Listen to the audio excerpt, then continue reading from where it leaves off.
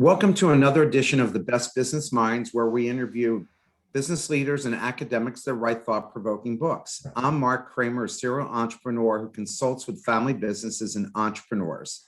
Please allow me to introduce you to our guest today, Adam Bryant, the author of The CEO Test.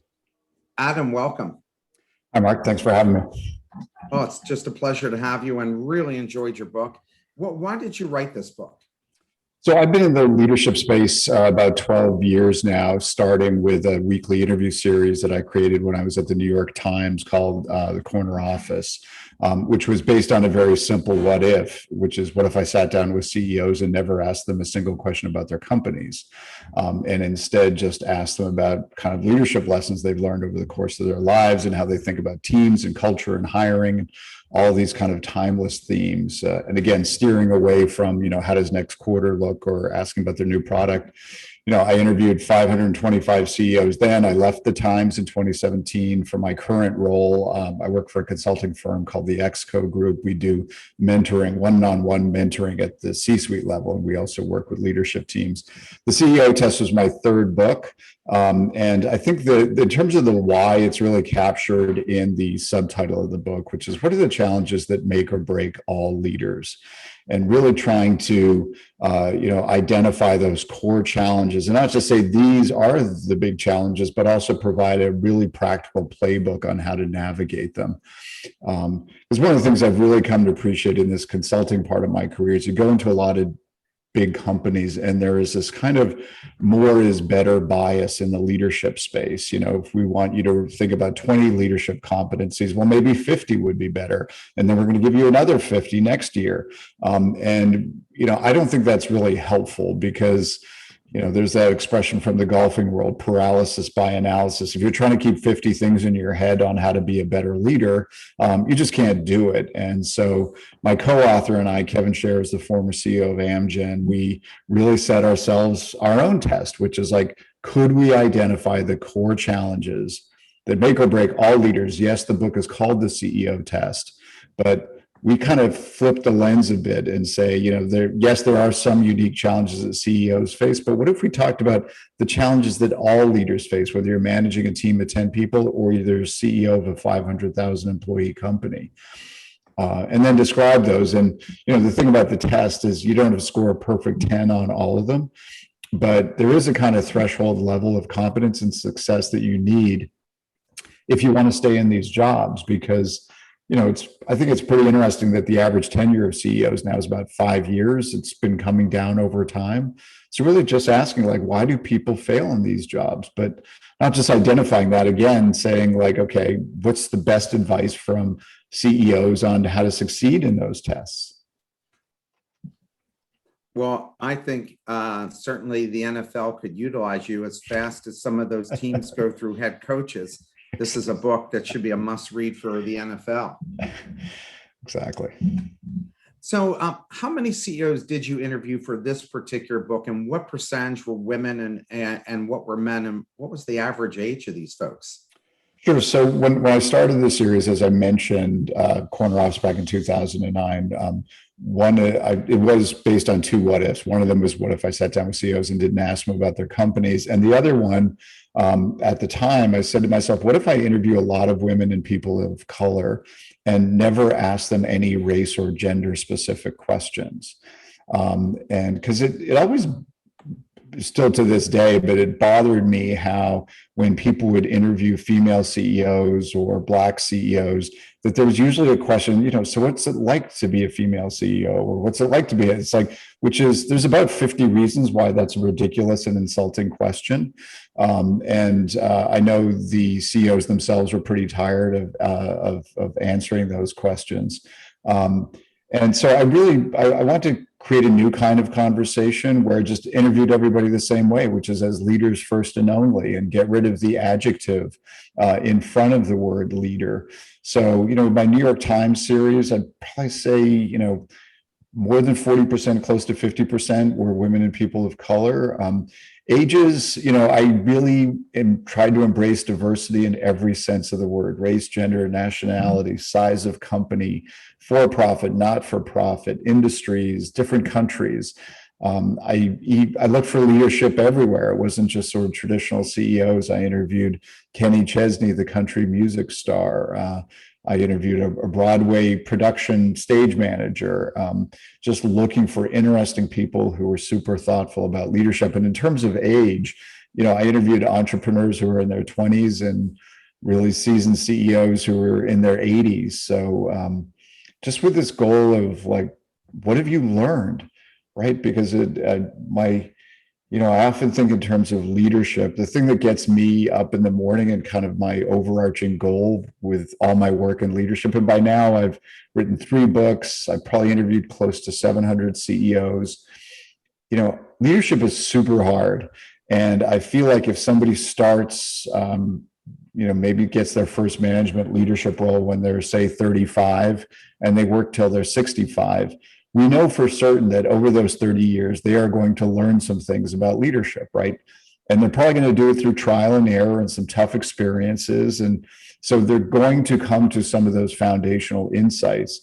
But my goal is to help people shorten the learning curve so that if they're in those leadership roles, share with them a bunch of insights and stories and tools and tips and takeaways so that they can become better leaders faster. And what's also been really interesting for me about the approach I take is, interview the CEOs, ask them open-ended questions, do a condensation. And I've really come to understand that these interviews, they're kind of like Rorschach tests or classic ink blots. And I've learned from experience that if I shared the same interview with 20 different people, I would hear 20 different reactions from. It's like, I love this person, I'd walk through walls for them, and other people go, there's something about this person, it doesn't really click with me. And they're kind of like mirrors that people hold up to themselves, and they can reflect on their own values and backgrounds. And so, that's, again, my approach. And then the exercise of writing the books is really, for me, about like, what are the patterns? What are the the themes that emerge? And I always write books not because I wake up one day with the answer. It's I wake up and figure out like, what's the right question to ask. And then I go through my hundreds of interviews looking for patterns that help answer that question. So that's my approach. I think anybody who writes books, as I've written books, it's an intellectual curiosity. And that's why you write them. You're curious, and other people will be as well. Were men and women's experiences different? I think that women and people of color face a lot of headwinds in their careers. And, since I left the Times in 2017, I've started 4 interview series on LinkedIn, one with CEOs, one with board directors, one with chief human resource officers. And last fall, we started an interview series called Leading in the B-Suite. It obviously is a play on C-Suite, but our goal there is to interview prominent Black leaders and really sort of help highlight the conversation and successful leaders, Black leaders, and really explore themes of some of the headwinds that they've faced in the workplace and how to have constructive conversations about race and what can and should be done to increase representation of Black leaders. I have a partner on that project, a woman named Rhonda Morris, who's the CHRO at Chevron. I met her in 2019, and we sort of hatched the idea for this together. But I've a lot of people right now are talking about things like unconscious bias, and a lot of companies are making commitments and pledges and training and all this. But I think it's helpful to frame things up in terms of headwinds, right? And I just think if you're a woman or a person of color in the workplace, you are going to face headwinds. And as much as we might wish that we can train them away or say they don't exist, they exist. And so in a lot of the interviews, we explore sort of what are those headwinds, and then ask, like, how do you navigate them, right? And sometimes that can lead to sort of very tactical approaches. Like if somebody says this to you or mansplains you, it takes credit for an idea, talks over you, like, how do you confront that person and in a constructive way? So, I think there are definite challenges, but again, my goal is to sort of help share some of the tactical playbooks on if you're going to encounter these headwinds, then how do you navigate through them? Yeah, I think a lot of this is going away. My daughter runs a global marketing company, and her husband works for her. And I think the younger generations, this is dissipating pretty quickly. I don't think we'll have this same conversation 10 years from now. I think Yeah, it will be all different. I hope so. And then all the Black leaders that we were interviewing, we often ask them, like, are you optimistic or pessimistic? Like, I think the way people talk about it, is this a moment or is it a movement? And I think most people feel like this is a movement, that things are changing permanently. And I love this expression that one CEO we interviewed, I think she came up with it on the spot, but she said, they're in the same way that there is a generation of digital natives, just who grow up with technology, and for them it's like breathing. She thinks that there is going to be a generation of anti-racist natives, just the generation for whom this is just like everybody understands this. And if grandpa says something like really off key at Thanksgiving dinner, it's like, no, you're going to call him out this time and say, you can't say that anymore, grandpa. Like those days are done. So again, I think there's a lot of reasons to be optimistic that the change is going to be long lasting. No question about it. And we've been seeing it even in the venture world. 20 years ago, they used to be hesitant about investing in women, thinking they'll get pregnant, have kids, and not be able to follow through on their commitments. Right. But now I never hear that come up anymore. Now, if I hear anything and it's about anybody's venture, is it just scalable? Did ages affect their experience, the people you interviewed? I think I've interviewed a lot of CEOs. I'm thinking of one in particular, this guy named Seth Besmertnik, and he runs a search engine optimization company called Conductor. And I had this moment when I conduct all the interviews in person, or whether it's over Zoom now, but I had this experience. He was 29 when I interviewed him. I think he'd been building the company for about 5 years. And at the end of talking to him for an hour and a half, I just looked at him and I said, you're like a 40-year-old man trapped in a 29-year-old's body. Like, you have a level of wisdom that is just way beyond your years.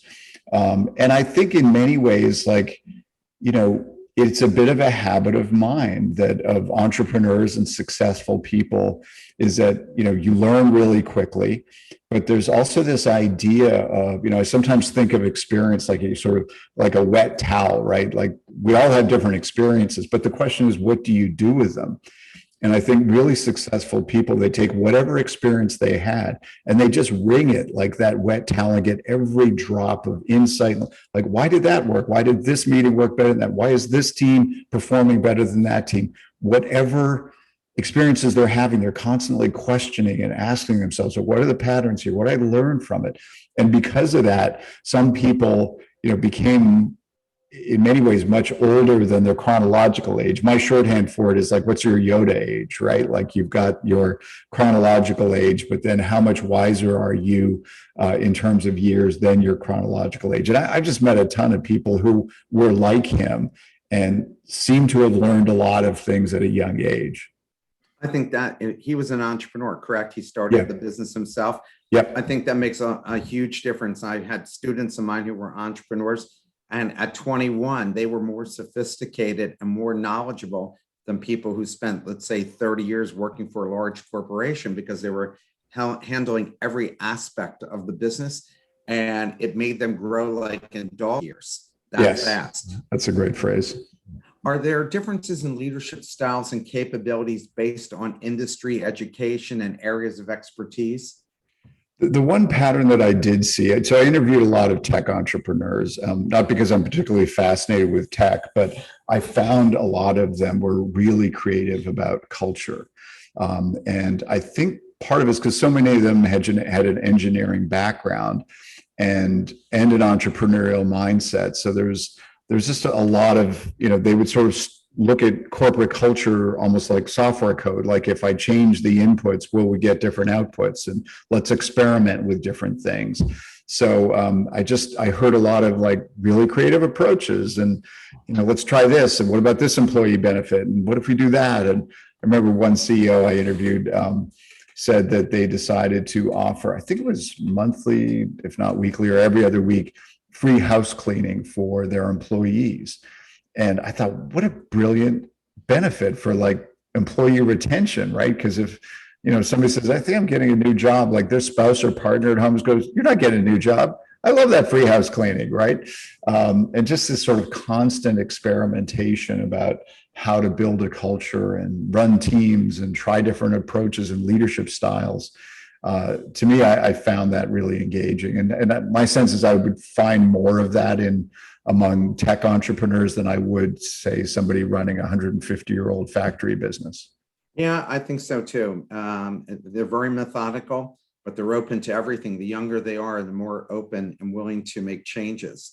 What percentage of your interviewees were ex-military, and did their training in the military make them better leaders? Because that's the whole thing about the military.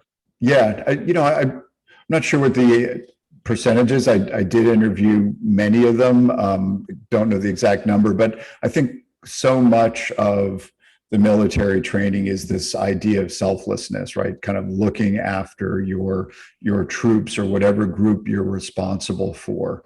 And just heard some kind of wonderful and memorable stories about that. But just, this idea of like, I'm responsible for the health and safety and livelihood of my team. And it really is kind of built in that selflessness. That said, I mean, there are aspects of the military that I think, aren't really all that effective. This idea of like hierarchy and command and control and all that in some ways grew out of the military, but that's just not working in this day and age. I mean, I really feel like after the last 15 months we've been through, the era of command and control leadership is kind of officially over, because anybody who sits at the head of the table and says, I know exactly what we should do, is going to lose credibility pretty quickly. And to be clear, I don't want to sort of suggest something broad brush about the military, but I'm just saying like there are the sort of roots of like hierarchy, et cetera. I think that is transitioning into a much different approach for leadership today. Yeah, in fact, we had a guest on the show. It said that the military has now had, in the last 10 years, opened up offices in Silicon Valley and intermixed military with Silicon Valley leaders in order for them to adjust their leadership style and learn from them. One of the questions from the audience is, have you noticed certain lessons learned at different stages? I think the one thing that comes to mind is that I've been interviewing a lot of entrepreneurs. There was a lot of stories of kind of regret that they didn't start thinking about culture earlier in the process. And you have to give them a pass, right? If you're building a company, your two main goals are like shipping product and getting, revenue in the door, right? And everything else is a fire to be put out. But I have heard a lot of them say, I just wished I had started thinking about that earlier. And, I did interview Tony Hsieh, who tragically died, in that house fire in Connecticut. We, ran Zappos, yeah. But a memorable story from him. Company that he built before he went to Zappos was a company called Link Exchange that they ultimately sold to Microsoft for like $365 million. But he told me this vivid story of when they were building the company, it was growing really quickly. When he'd wake up in the morning, he kept hitting the snooze button on his alarm because he didn't want to go to work at his own company because he didn't like the culture. And that's why he became, so passionate about culture at Zappos, because he had lived through what happens if you're not mindful of it. It's funny you should say that. I was CEO of a company, and every day I was praying that the train would derail that took me to the office. And I was 31 years old, and I did not think about the culture. But now at 60, I would have tried to develop something different. Another question from the audience. Do you think with more and more employees, WFH and for longer, will the CEO need a significant change in their approach? I mean, to me, I often think about this moment that we are living through right now and having living through for the 15 years, for all the tragedy, there have been a lot of silver linings. And I sometimes reflect on the idea that 50 years from now, if somebody sits down to write a book of the history of the American corporation or something, they are going to devote probably 3 chapters to the moment that we're living through right now. because I think there's three big changes that is going on. One is the role of companies in society, right? A lot of society's challenges are kind of rolling past the front door of government agencies to the front door of companies to solve, especially around diversity and equity and inclusion. And we're seeing companies increasingly become activists and taking sides on political issues. So that's been a huge change. I mean, the Business Roundtable in late 2019 said, the era of shareholder capitalism is shifting to stakeholder capitalism. And people are still debating that's true, but I think the debate is over. So that's point one. Point two, just the shift in the nature of work itself, hybrid work environments, working from home, the digital acceleration that we've seen. And finally, just leadership itself. I think, the wall between personal and professional came down when we were all sort of working over Zoom, and qualities like humanity, empathy, leading with compassion. These things are now the core skills of leadership. A lot of people talk about this idea of sort of agility too, and can you embrace ambiguity? And I think that's another key thing. It's going to be one of those X factors that really sets leaders apart. And I love a great sort of metaphor or image that captures that idea. And we interviewed a head of talent at a Zurich insurance company, and he said, leaders increasingly, it's just like they have to solve one Rubik's Cube after another. It's like this brand new problem. It's like, okay, how do we figure this out? Okay, we figured that out. It's like, here's a brand new problem. Let's figure that out. And you have to be able to do that very quickly. And to me, for all these kind of grand ideas about embracing ambiguity and all that, it's like, to me, that's like a vivid, concrete depiction of what you need leaders to be able to do. It's like, here's a new problem. I don't know how to solve it, but I'm going to figure it out. Yeah, I also think that leaders are realizing that these crazy compensation schemes where the top makes so much and the bottom makes so little, especially after the pandemic, is going to lead to more profit sharing in companies, because I think people are really fed up with CEOs making 3,000 times what the average worker's making. When you and I were younger and they made 60 times the average worker back in the 80s, a lot of CEOs were embarrassed that anybody would even know they made 60 times. And now the compensation is just so out of whack, and the disparity is so great. So I think a lot of that is going to change as well. Another question from the audience. So do you think culture is a top-down decision, or should employees have input in the decision? It should be a little bit of both. And I have heard all variations. There's the CEO who says, I'm going to go off and think of our values myself. And usually those are founders, right? And then there are others who basically say, like, I'm going to outsource it to the employees and let them come up with it. Ideally, I think it's best when it's a bit of both. I mean, the leader ultimately has to have the final say, in effect, be the editor if a company is going through the values exercise, for example, but there should be a sense of input from employees. And, there's a chapter in the book about sort of how to build a culture that feels real and matters.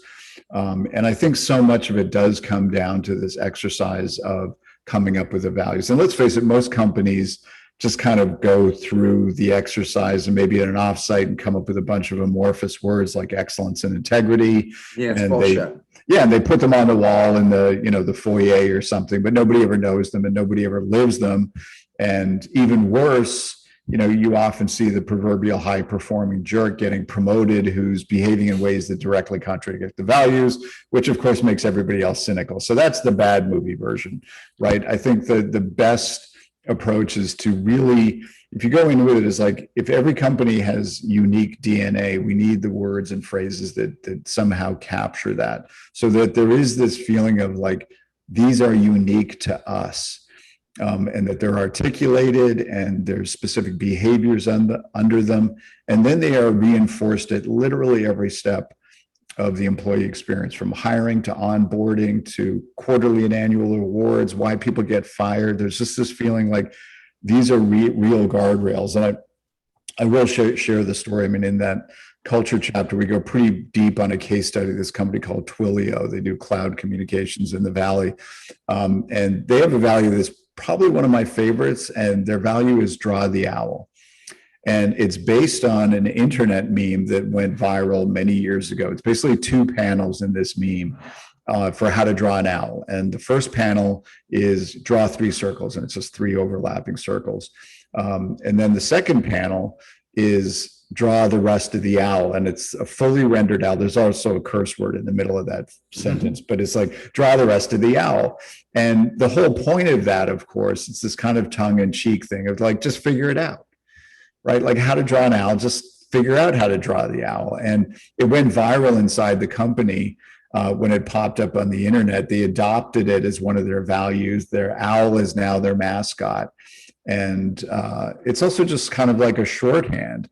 You know, Jeff Lawson, who's the CEO of Twilio, made a great point to me. He said, you know, the best values should almost feel like they could be hashtags, right? And you think of what a hashtag is. It's just like a, you know, everyday conversational phrase that's shorthand for a bigger idea that everybody gets and maybe makes you smile a little bit when people say it. But to me, like, that's the example of what it looks like, because in everyday conversation at Twilio, they say, you know, this new hire, man, they're like so good. They drew the owl the other day on this project we're working on. You can see that. Whereas, you know, companies saying like that employee acted with integrity yesterday and excellence and customer centricity. You know what I mean? It's just feels very artificial. Yeah, you got to be authentic for sure. And today's people, because they can work from like anywhere in the world and they can work for anybody and they go somewhere else. Another question from the audience: was there any common why amongst all entrepreneurs that that you studied? If yes, was there why? How important money for them before starting out on their own company? You know, my sense it wasn't really the driver, is more just like habit of mind. You know, they sort of like building things and solving problems, and business is just kind of a vehicle for those things, because let's face it, there's a fair amount of risk, right? So I'm not going to say they weren't motivated by money. It's not like they were building a nonprofit or anything like that. But I think to me, it was more just about like the way their brain was wired. I've interviewed some people who they seem to have like so much energy that their skin just existed to sort of contain that volcanic energy, and business was kind of an outlet for it. But there's just this desire to like impact and build things, and money was a byproduct of it rather than the goal. And again, like, I'm not naive. I'm not saying they weren't motivated by money, but it didn't feel like that was like, they were just builders, you know? I agree with you. I'm a serial entrepreneur. I'm surrounded by serial entrepreneurs. All my friends are entrepreneurs. I never heard one of them talk about the money first. It was all about, they came across this problem that they wanted to solve. And that's what got them excited in the morning, because, hey, those guys could still make money in other ways. It wasn't about the money. What lessons can be learned from leadership challenges at the highest levels that can help leaders perform better in their jobs?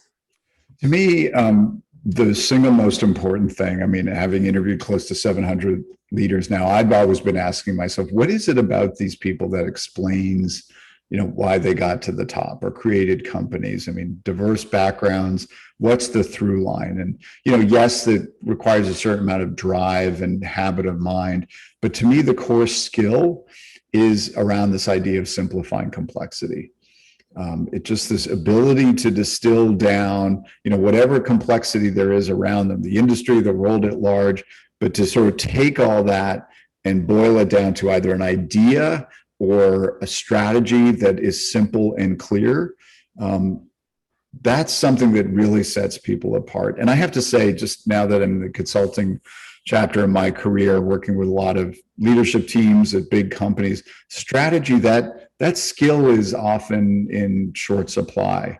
A lot of companies really, even though every company has a strategy, to me, a lot of those strategies struggle because they are simply too complicated. And we all kind of know what those strategy slides look like. There might be like 7 bullet points on the right-hand side, and then there's a colored tiered pyramid on the left-hand side, some corkscrew arrows and labels here and all that. And maybe it makes sense in the moment, but you can't remember it 30 seconds later. And so, and I think there's a whole bunch of reasons, many of them understandable, why companies struggle with strategy. CEOs often have blind spots, and one of them is that the strategy is often much clearer in their own head than it is to everybody else.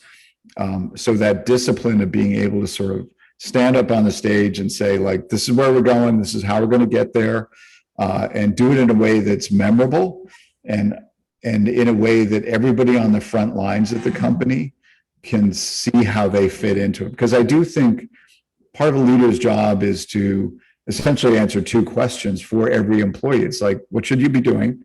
And why is it important? Right? Because without those lines, people will just create their own narratives of what they should be doing. So again, to me, that's like such a core skill, and that is often manifested in a really clear and simple strategy. And we could talk for hours about like how to set strategy in a way that's useful, that's not oversimplifying complexity. But to me, like, that's the thing that really, for me, separates a lot of leaders. A lot of it, I taught college at a lot of different places. And when I was at Wharton, the students would, and I was teaching MBAs and executive MBAs, they were always telling me that they wanted to go to companies for the 2 things that you had mentioned already. But the third thing for them was, how are you going to make me better? Like, yeah, I know what I'm going to do for you, but how are you going to make me better so I can maximize my potential? Because if you're not maximizing my potential, then why am I here? And I think that you're seeing more of that now as kids are graduating from school, especially the high achievers. Yeah, and I mean, we could talk for hours just about that alone, but I am often struck by, again, another remarkable moment we are living through. But I feel like there's this, it's almost like an arm wrestle, a rewriting of the employment contract. I mean, Mark, you and I are basically the same age. When we were growing up, I felt like the whole thing was like, what are you going to do for the company, right? And now the script has been kind of flipped, and employees have more leverage now, and in effect saying, well, what are you going to do for me? Again, I think there's a right balance. I mean, some people can over-index on that and basically sort of, say, I'm going to make the company or my boss responsible for my career development. You have to own that yourself. But it's been interesting to see how that plays out. A question from the audience: as a solo entrepreneur, do you see any downside to the proverbial 80-20 rule? 80-20 rule being focused on the 20% that has the greatest. Yes. Yeah, no, I think it's such a magical shorthand, and I think it plays out in almost every aspect of life. So, but really, it's about getting clarity around your priorities, and I think that's worth talking about for a minute or two. One of the things that I've come to appreciate, because again, we work a lot with leadership teams talking about their strategy and their priorities, and sometimes when we say, like, what are your priorities, the lists often come back that they're way too long, right? 12 things. One of my partners worked with a team that presented him a list of 182 priorities. And Jesus. And that's I impossible to execute. No, exactly. And what I've come to understand, a couple of things. One is that the word priority itself is a problem, because I think it's a little fuzzy. And because it's this idea, people fall in this trap of putting things that are just kind of like everybody should be working on. And the pattern that I started noticing is when I was looking at lists of priorities is the number of bullet points, Mark, that began with the same 2 words, which were continue to. Mm-hmm. So if this is your priority and you're going to continue to doing it, is it really a priority? Right? Because it's probably something that you just have to do. Like, as a human being, my priorities include eating and sleeping and breathing, right? But those aren't really my priorities. And I think another trap that companies fall into is that every person on the leadership team feels like their department deserves the respect of having a priority assigned to them. So that's how lists get to be 10 or 12 long. But I think if I had a magic wand, I would get rid of the word priority from business and replace it with outcome. Because I just think you have to ask yourself, like, the simple question, whether you're a solo entrepreneur running a big company, you have to start with a question like 12 months from now, what are the 3 things we need to have accomplished for us to be able to look back and say we had a good year? Like that is a really clarifying conversation, and all your priorities should flow out of that. And every investor looks at things that are measurable. And if they aren't measurable, they're not in a priority to them. So, right. And I think that's for boards, investors, both venture capital, and for us as people who are counting on these folks for our pensions. Yep. So for sure, if you were going to invest time and energy to focus on becoming stronger as a leader, which aspects of leadership will provide the greatest return on that effort, whether you're a CEO or a first-time manager?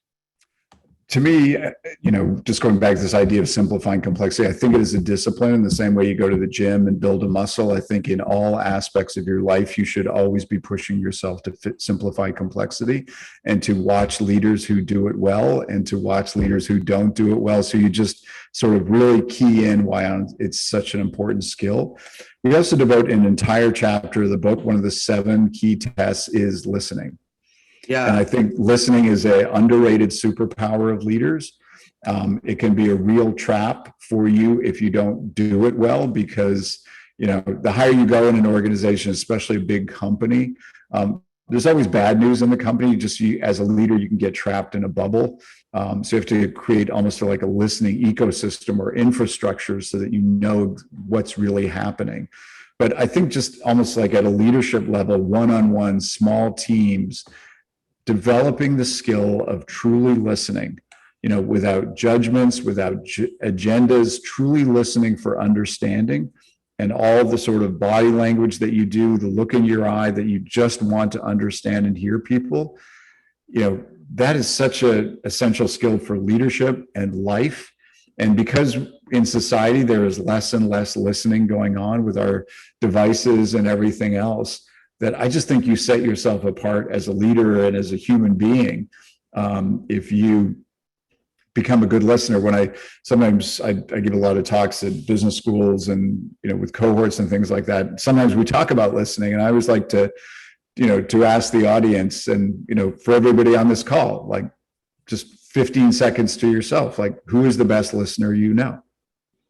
Just think about who that person is in your friends, family, colleagues, network, and what is it about them that sort of earns them that status in your mind of being the best listener you know. And then we sort of talk about listening, and then the punchline at the end is, then I challenge the audience. I say, all right, if we were to interview all your friends, family, and colleagues and ask them, who's the best listener you know, would they say it's you? And if it isn't, maybe that could be a personal challenge for you to become that person who is the best listener in all your friends, families, colleagues, networks.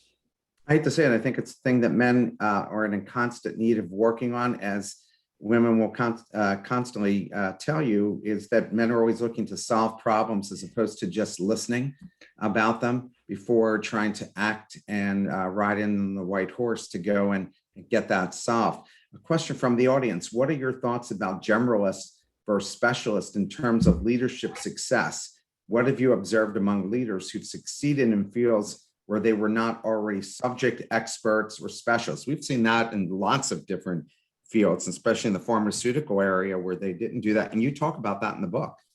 Yeah, so I'd love to provide like a cookie cutter answer, but I do think it depends. I think certainly in some fields, I think it's great for everybody to kind of pursue that metaphorical T, if you will, that, going deep on something, because, I think it is a skill to become an expert at something, right? And there's probably some core area of expertise that you need or that you have and that you should build, because I don't think anybody who can be all surfacey is going to necessarily succeed. So you have to know how to go deep on something. But look, and there's now books on this now, but I think it's great to be a generalist, because I think, especially with the world being so disrupted, that if you want fresh thinking and fresh eyes, coming to a subject from a different angle that anybody else has, that's where often the magic is. I mean, I came to the leadership space through journalism. right? And, I didn't come up through sort of academia or being a business leader myself. It was, I spent 30 years as a journalist and then had this idea of like, what if I sat down with CEOs and never asked them a single question about their companies? And, started doing these interviews, and it all looks great in hindsight. But at the time I just thought, like, why don't I give this a try? And I ran into a couple of headwinds myself. Like, people were skeptical. It's like, you really think you're going to get something from these people? I go, yeah, I do. And so, but, so I came at the leadership topic from a journalist point of view, and, contributed to our understanding, I think, in a small way from that. So I think you should always be looking for that ways of like, how can I get a fresh angle on this? Because people may be staring at a problem for too long, but you need that fresh eyes. My undergraduate degree is in journalism, and I spent 5 years as a full-time writer. I've been writing for years. And the reason I started this program was for exactly that reason, was that I was just really super interested in doing it and in sharing it. Now we have listeners from 50 countries that listen to this program. One of the questions that we have here is, how do you feel about the thought that you should manage projects but lead people? What's your thinking about that? Yeah, I think that's spot on. I mean, management to me is a little bit of like, you're given a certain number of resources, and an output is expected from them, including people. And whereas leadership is inspiring people and getting them to achieve things that maybe they didn't think were possible, creating that vision. Like, to me, that's what much more leadership is about, bringing out the best in people, because I do think that as human beings, we all have the best version of ourselves and the worst version of ourselves. And I think the best companies, the best leaders bring out the best in people. We've seen all sorts of case studies of bad companies, and, the people who worked there, whether it was Uber or Wells Fargo or whatever, they weren't bad people. It was just the culture that, it created reward systems and status symbols and all that encouraged the wrong behaviors. So to me, that's the goal, because I've worked for a couple of amazing leaders in my career, and some bad ones too. And the best ones, to me, it's just they get people to, again, it's just sort of like achieve things that they didn't think possible. And also to see, I think in broad brush, there are two kinds of leaders, and those who see the people who work for them as kind of like, these are my assets to help me achieve my goals. It's more self-centered. And then there are leaders who are more selfless and see their team as, wow, like I see this amazing trajectory for you and possibilities for your career that I want to help you achieve those. And the best leaders help people see stories for themselves that they may not see, because sometimes we are a little bit self-limiting in terms of the narratives we tell ourselves. But the best leaders say, like, you may be, head of marketing, but you've got such an amazing brain for thinking about people. Like, I want you to be our chief people officer. And, we see stories like that all the time, but it's like leaders' ability to see things in people and inspire them to do great things. To me, that's what it's about. Nothing ignites somebody more than when somebody tells them they're great at something and that they see great promise in them. Even with us, with our own children, when we tell them how capable they are in a certain area, they rise to the occasion. One of the questions from the audience is what is the best way to improve the important skill of simplifying complex problems? Are there any golden nuggets that could be shared? Other than it takes work. It takes a discipline. I mean, if you're writing a 6-page document, can you cut it in half? Can you cut it in half again? If you've got a 20-slide deck, can you cut it in half? Like, what are the core insights? And I do think it's just this sort of discipline, this habit of mind, this constantly questioning and pushing yourself. Like, what is the essence of this? When I spent 12 years as an editor at the New York Times, managing teams of reporters, and I would, if they had an idea they want to pitch me, they would go in a conference room, and I would always start the conversation the same way, which is like, what's the 12-word pitch on this? And it's, they could have 20 words or 25 words. I didn't care, but it was just like, can you get to the essence of it? And it was my co-author, Kevin, who ran Amgen for 12 years. It was interesting, once I started working on the book with him, if somebody would come into his office when he was CEO and pitch him idea, he would say to them, what's the big idea, and so what? And what I just said is the first sentence of the first chapter of the book, was we tell Kevin's story about simplifying complexity. And I think you just need to constantly be asking yourself, whatever context you're in, like, what is the big idea and why is it important? And whatever you're doing and whatever you're seeing, you're watching a movie, like, what's the core idea here? My co-author Kevin has got this incredible brain where he can like laser into the essence of something. I came to understand, getting to know him better, like, you could ask him about literally anything and he's going to say, these are the three most important things you need to know about that. And it's like, he's usually right. Well, it's funny because that was my next question, is about this big idea. And in that context, what are the best challenging questions to ask your leadership, the people report to the leadership? What should a leader be asking people besides the big idea? Are there certain challenging questions that you think are good to be asked? I mean, for a leader of a team to ask their team? Yes. Yeah. So I think setting aside the strategy stuff, but, we do have a chapter on teams, like how to build real teams, because, I think this is a huge challenge at a lot of companies, where people assemble a leadership team, but there's really no sort of meta discussion about how the team is going to work together. I think I mentioned we work with a lot of leadership teams, and we start off our, sessions with them. It's like, what do you guys want from each other? We always hear the same thing. It's like, we want to have each other's back, right?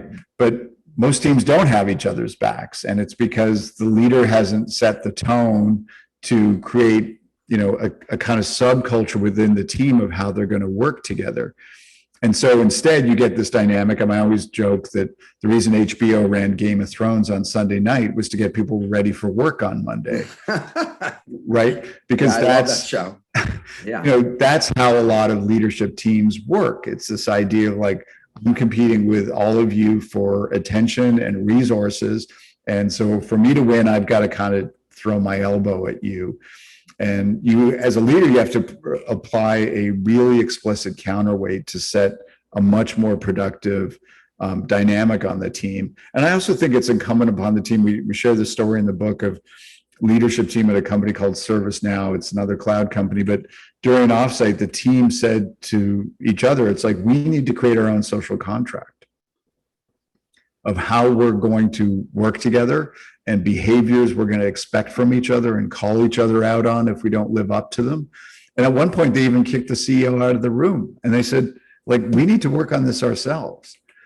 And so I think that I've seen too many leaders who have this kind of standoff approach with their teams and wonder, it's like, how come you guys don't get along better? Not realizing that it's their responsibility to set the tone about their role, about the team's role, how, norms and behaviors. You've got the broader values of the company, and ideally they're aligned with what they are for the team, but that should be an explicit discussion, and very often it's not. When a manager comes with a problem, and I think you're just talking about this now, should the manager give the answer to the employees, or should they ask them what the solution is first? Because I think a lot of managers, when they hear someone come with a problem, they immediately go to their own solution. What do the best leaders say about that? Yeah, and look, I was an editor for many years, and I'm guilty of that problem. It's like, reporter would come in and say, I'm having trouble cracking the code on the structure of this piece, and it's like, well, here's my thought. And because first of all, it's it makes you feel good that you've got the answer, and it's also more time efficient, right? But I think the best ones see that as more of a coaching. It's like, well, tell me what your thoughts are. What are you struggling with, and what aspect in particular? And if that's your theory A of the case, like, maybe there's these three consequences of that you weren't aware of. So what are some other options? So to me, it's just the Socratic part, and sort of thinking of yourself like, okay, this is a coaching moment to help you figure out how to do this yourself. But again, I think there's too many leaders who, like, they aren't built that way and they don't have the time to do that. But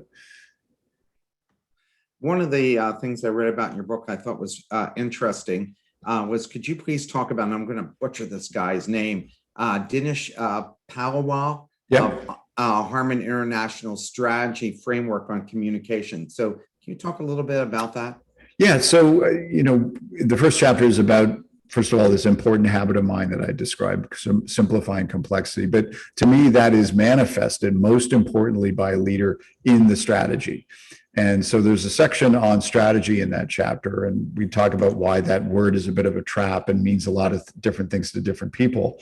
But again, my approach for leadership is reporting, interviewing, right? And when I interviewed Dinesh, he shared the strategy framework that they used at Harman International. He stepped down from the company now, but it's this simple four-part framework that once he shared it with me, I said, God, that's brilliant. And we've adopted, we always give him full credit to be clear, but we share it with our clients and they tend to say, that's a much simpler way. So it's a one-page exercise. There's 4 components to it. And this is a way to summarize strategy. So the first one is like a concrete summary statement, 1 or 2 sentences of what you are trying to achieve. Again, not some general high altitude description of what the company does, but what you're trying to achieve in, say, the next 12 months or 3 years or even 5 years if you're a bigger company.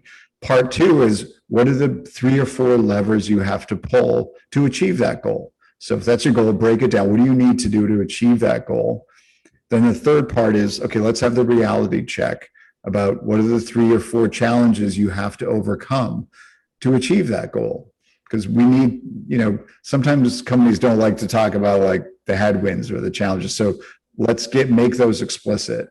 And the fourth part is some scoreboard by which you measure progress. And that could be something that's quantitative, hitting certain marks, could be qualitative and said, by this date, we will launch this product or something, but some sense of like what progress and success looks like. And we use that framework with leadership teams, and this is very clarifying. And one of the mentors that works at our firm, she had the great idea that she uses that when she's mentoring clients, not only to help them think through the strategy for their team or their company, but she said, why don't you do this for your personal life now? Like outside of work, what is your simple plan? We just call it a simple plan for lack of a better term. But how would you fill that out for your own self, right? Your personal goal, that summary statement, the 3 or 4 things you're going to do to get there, the challenges you have to overcome, and how you're going to measure progress. And she says that really lands well with people. Yeah, I think so as well. Another question that we have here is, because of the pandemic, lots of businesses went through and continue to go through transformation. What were some of the best practices and or thinking for transforming a business? You had some good examples, like your co-author's experience at Amgen and yours at the New York Times. Yeah. So the pandemic that we went through, I mean, the thing that I think separated companies early on, because everybody was knocked down, right? It's like this big tsunami that rolled around the world. The thing that separated the companies are the ones who quickly shifted to seeing that as an opportunity. Like for all this bad news, this is an opportunity to go back to those threshold foundational questions of things like, if we were building this company from scratch today, what would we do differently?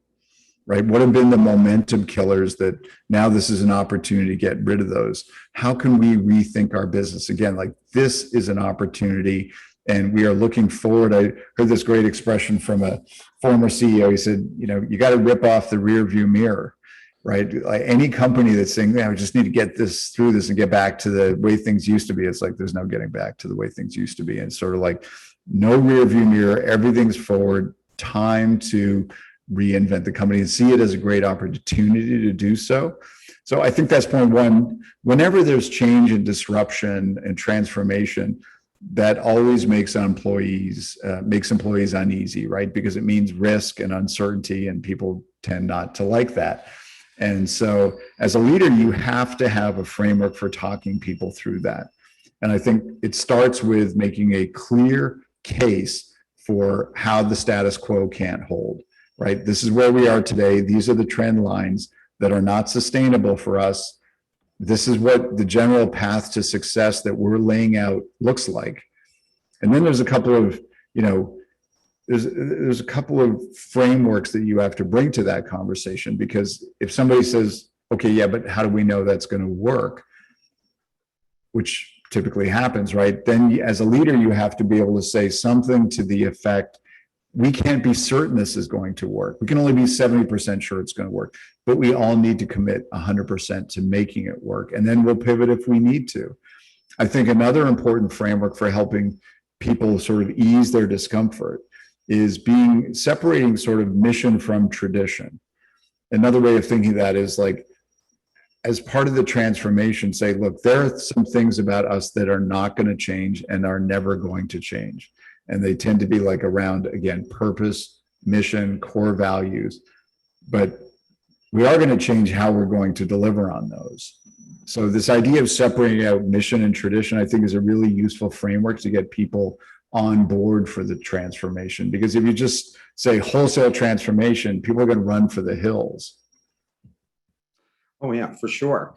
What do you think about, and what did you learn from interviews about how to pick a diverse team so everyone didn't look and sound like the leader, which you discussed in the chapter on leadership? And you started to allude to that in the beginning about making sure that women, minorities are represented. But I mean, it just seems logical, right? I mean, like, you'd want that as part of the mix in a successful organization. We've seen studies from the Harvard in the Harvard Business Review that companies who have that diversity end up having a return of 20 to 30% greater. So what did you learn about that? You know, it came up a lot during the interviews, because I would always ask leaders, like, what were some important leadership lessons you learned even early on? And a number of them told me a sort of similar story, that when they were first started as a leader and building teams, they basically would hire like mini me versions of themselves, to the point where some colleagues would even make fun of them, because like they'd hire people who looked like them or went to the same school. And, you know, but inevitably, as they sort of grew as a leader, they realized the problem with that, which is like, you don't get the diverse thinking, right? And if you just, like, how enlightening a conversation is it going to be? How vigorous a debate is it going to be around the table if everybody's built the same way? And so usually there's some epiphany in their leadership development, which is like, I can't do this mini me version of myself. I need, you know, people with different backgrounds and approaches and thinking. So look, I'm not being sort of naive about this. I still think if you go through the leadership teams of Fortune 500 companies, there's still a lot of them that are overwhelmingly, you know, white males. But I do think we are in this moment where things are changing, and companies are just, you know, whether it's from the board or institutional investors or employees, customers, like, they're just not putting up with the sort of all white male leadership team anymore. And I think enlightened companies are not only getting the, you know, understanding the importance of diversity, but also it's like, we should reflect our customer base and the communities we live in. So I do think there's this moment, and things are going to be different long term. Yeah, but I think also people's background and experiences about how they grew up have a different view of life, and that's going to help the company. A question from the audience. I was interested that you mentioned 12 months, 3 years, or 5 years when thinking about strategy. What are your views of thinking beyond that to 20 years? Look, the Chinese automatically think 10 years out. That's a bare minimum. Yeah, and I think if you're getting 10 or 20 years out, like, the goal is, you know, whatever that goal is, it's going to be bigger and maybe more generalized and more amorphous. You know, whatever industry you want to dominate or something like that. But I think when you set a time frame of 12 months or 3 years or 5 years, and again, I think the smaller the company, the tighter the time frame.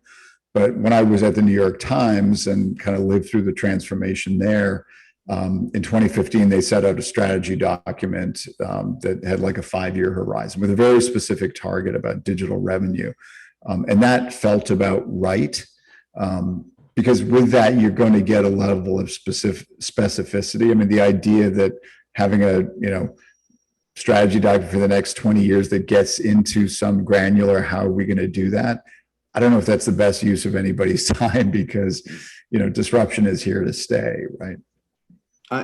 Yeah, especially because of technology, for sure. The last question I have for you is, how did leaders of fast-growing multinational businesses manage to keep their sanity and their families? I once worked for a guy who was traveled 60 times a year just to Japan. So what was the insights you got from them about that? Because I think that's a big concern, especially for a lot of young leaders who are starting families. Yeah, look, I don't think anybody should fool themselves. Like these top jobs, these CEO jobs, they are stamina jobs, right? I think they are kind of 24/7. I think those are 3-shift days, right? You start early, maybe you wake up to 100 emails, then you got a long day, and then there's like a 3-hour shift at the end of the day to go through meeting documents and emails and other things. I think it's just the reality. But I think the ones that do it well, I think, it starts with your team, right? If you want to have a life as a leader, you got to make sure you have great people around you. And I've heard a lot of leaders say, like your top 3 priorities as a CEO are the team you build, and the team you build, because that's going to make a difference. If you have to do the jobs of people in your teams because they're not good enough, you're just going to get, you're going to get slammed. And look, these just sound like, maybe empty calorie reminders, but they're important. It's like you need to take care of yourself, right? Diet and exercise. But I also think there's this insight. The last chapter of the book is called The Inner Game of Leadership. And I think the final point I want to make is that one of the things I think is so hard about leadership for people who are new leaders is there's simply so much contradictory advice out there. It's like lead from the front, lead from the back, be patient, act with urgency, be compassionate, hold people accountable. You just go on and on and on. And it's like, these are all contradictions. And it can be kind of overwhelming because when you're a leader, it's like every minute there's some new situation you're dealing with. And then you say, well, what am I supposed to be in that moment? Is it urgent or patient or compassionate or hold people accountable? And so all those pairs that I just listed off, I think the important insight is to understand them as paradoxes. Those are not or constructs, they are and. And to understand as a leader that you have to sort of find the balance point in each of those and then flex depending on the needs of the moment. Because I've always been struck by the look I see in the leader's eyes. And the best ones to me, there's this sense of like calm and confidence. And it's like, how did they get that? And I think a big part of this idea is like they understand that leadership is a series of paradoxes. But once you understand them that way, then it gives you a framework for dealing with all these new situations. So to me, it's like getting calm and confident inside to just deal with all this stuff. Then it becomes a bit easier. Adam, thank you so much. And I want to thank the audience. We're now up to people from 50 countries listening. And because of you, we're actually booked through March of next year. So with authors coming every Friday. Adam, I hope you'll send me your other books because maybe we'd like to have you back on if you're willing. Sure, of course. Thank you. Well, everybody enjoy your weekend. Thank you again for attending. And Adam, everybody should be reading this book, especially if you're looking to lead a company or know someone that is. Have a great weekend. Great. Thank you, everybody. Take care.